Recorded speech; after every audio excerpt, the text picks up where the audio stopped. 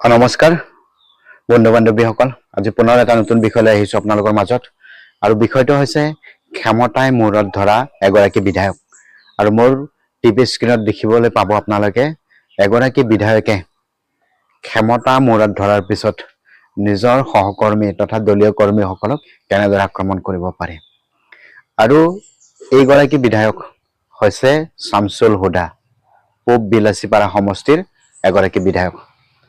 আৰু বিধায়কগৰাকীয়ে দলীয় কৰ্মী এগৰাকীক হয়তো টকা দি তেওঁ কলগছ কিনি আনিবলৈ দিছিলে বা কলগছ আনিবলৈ দিছিলে এটা কামৰ শুভাৰম্ভণিৰ কাৰণে। হয়তো তেওঁৰ মতে সেই কলগছ হয়তো দলীয় কৰ্মীগৰাকীৰ মতে হয়তো কলগছ তেওঁ নাপাবও পাৰে সেই অঞ্চলত। কিন্তু বিধায়কগৰাকীয়ে এনেদৰে আক্ৰমণ কৰিলে ইতিমধ্যে সামাজিক মাধ্যমসমূহত এই যে ভিডিঅ' আক্ৰমণৰ ভিডিঅ' ছৰিওৱা আৰু কলগছৰে আক্ৰমণ কৰা ভিডিঅ' ইতিমধ্যে সমগ্ৰ ছ'চিয়েল মিডিয়াত ভাইৰেল হৈ পৰা পৰিলক্ষিত হৈছে।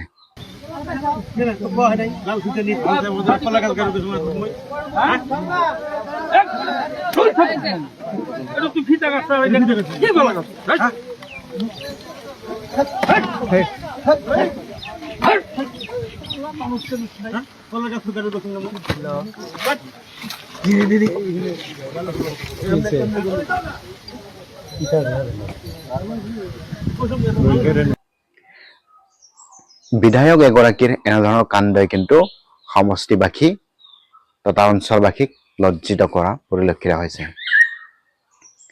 ইয়াত এক প্ৰকাৰ চাবলৈ গ'লে বিধায়কগৰাকীয়ে হয়তো ওখ বা তেওঁৰ জোখৰ কলগছ হয়তো তেওঁ তাতে স্থাপন কৰিব দিব বিচাৰিছিল। আৰু দলীয় কৰ্মীগৰাকীয়ে হয়তো সেই স্থানত ওখ বা যিখন প্লেট আছিলে ইনগ্ৰেশ্যন বা শুভাৰম্ভণিৰ যিখন প্লেট আছিলে সেই জোখৰ হয়তো সেই অঞ্চলত কলগছ তেওঁ নাপাব পাৰে। তো গতিকে এটা দুটা ইফেক্ট আমি লক্ষ্য কৰিব লাগিব। হয়তো বিধায়কগৰাকীয়ে ওখ কলগছ বিচাৰিছিলে আৰু দলীয় কৰ্মীগৰাকীয়ে হয়তো সেই অঞ্চলত তেনেকুৱা ধৰণৰ ওখ কলগছ নাপালে, যাৰ ফলত এই আক্ৰমণৰ ঘটনাটো হ'ল। কিন্তু এগৰাকী জনপ্ৰতিনিধিয়ে ৰাইজৰ আগত দলীয় কৰ্মীক আক্ৰমণ কৰা ঘটনাটোৱে কিন্তু এক বিৰূপ প্ৰভাৱ পেলাইছে। এই কাৰণে পেলাইছে যিহেতু জনপ্ৰতিনিধি এগৰাকীৰ এনেধৰণৰ কাণ্ডই অনাগত ভৱিষ্যত এইটোকে সূচাইছে যে বিধায়কগৰাকী আচলতে হিংস্ৰ। এনেধৰণৰ জনপ্ৰতিনিধি কিন্তু সমাজৰ উন্নয়নৰ লগতে অঞ্চলবাসীৰ কিন্তু যি উন্নয়ন হ'ব লাগে তেনেধৰণৰ হোৱাত কিন্তু এনেকুৱা জনপ্ৰতিনিধিয়ে নিজৰ বাবেহে কাম কৰিব, ৰাইজৰ হকে কাম কৰাটো দূৰৰে কথা। য'ত আমি দেখিবলৈ পালোঁ যে নিজৰ দলীয় কৰ্মীক তেওঁ কেনেদৰে আক্ৰমণ কৰিছে, সমগ্ৰ ছ'চিয়েল মিডিয়াত ইতিমধ্যে ভাইৰেল হৈ পৰা পৰিলক্ষিত হৈছে। তো গতিকে এনেধৰণৰ জনপ্ৰতিনিধিৰ পৰা বৰ্তমান সময়ছোৱাত আমি মূৰত ধৰা জনপ্ৰতিনিধিসকলক আমি সমাজৰ পৰা আঁতৰাবৰ হ'ল। কাৰণ কিয়নো আমি যিহেতু আমাৰ সমস্যাসমূহ লৈ এনেধৰণৰ জনপ্ৰতিনিধিৰ সন্মুখত যদি দাঙি ধৰিবলৈ যাওঁ তেতিয়াহ'লে যিকোনো কোনো মুহূৰ্তত আমাক আক্ৰমণ কৰিব পাৰে। গতিকে এনেকুৱা ধৰণৰ জনপ্ৰতিনিধিক ৰাইজে কিন্তু অনাগত দিনত বিচাৰ বিবেচনা কৰি এনেধৰণৰ জনপ্ৰতিনিধিক এই সময়ৰ পৰা বিদায় দিবৰ হ'ল।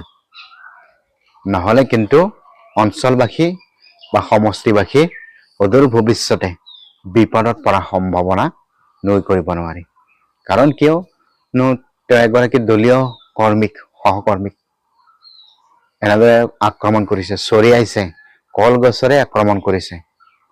কিমান লজ্জাজনক ঘটনা। আৰু বৰ্তমান সময়ত জনপ্ৰতিনিধিৰ এনেধৰণৰ কাণ্ড কিন্তু সুলভ হৈ পৰা পৰিলক্ষিত হৈছে। কেতিয়াবা তেওঁলোকে সাংবাদিকসকলক আক্ৰমণ কৰে, কেতিয়াবা নিজৰ দলীয় কৰ্মীক আক্ৰমণ কৰে আৰু কেতিয়াবা বিধানসভাৰ মজিয়াটো এনেধৰণৰ আক্ৰমণ কৰা ঘটনা আমি সময়ে সময়ে দেখিবলৈ পাওঁ। সংসদ ভৱনতো আক্ৰমণ হয়। তেনেধৰণৰ জনপ্ৰতিনিধিক যদি আমি আমাৰ সমাজৰ পৰা আমি নিৰ্বাচিত কৰি পঠাওঁ, তেতিয়াহ'লে আমাৰ সমস্যা হৈ থাকিব। কাৰণ তেওঁলোক তাতে যুদ্ধ কৰিবলৈ হৈ যায়, লক্ষণীয় হ'ব। গতিকে আজিৰ বিষয়টো ইমানেই আছিলে। সামাজিক মাধ্যমত ইতিমধ্যে এই বিষয়টো বিশেষ চৰ্চা লাভ কৰিছে। তো বন্ধু বান্ধৱীসকল, আজিৰ বিষয়টো ইমানেই আছিলে। যদি কিবা ইনফৰ্মেটিভ যেন লাগিছে, তেতিয়াহ'লে লাইক, কমেণ্ট আৰু এটা ছাবস্ক্ৰাইব কৰি দিবলৈ নাপাহৰিব। ধন্যবাদ।